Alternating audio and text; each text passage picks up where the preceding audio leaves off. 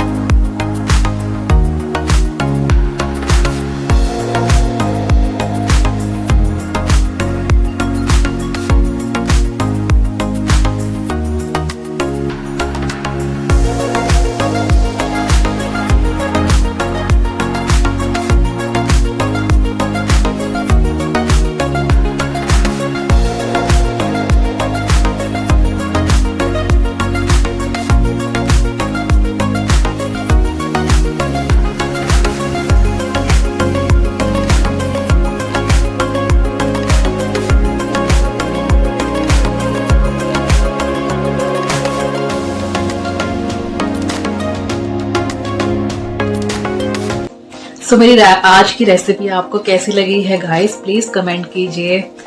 मैं भी आपकी फैमिली में शामिल हो गई हूँ, सो प्लीज मुझे थोड़ा सपोर्ट करें, ठीक है।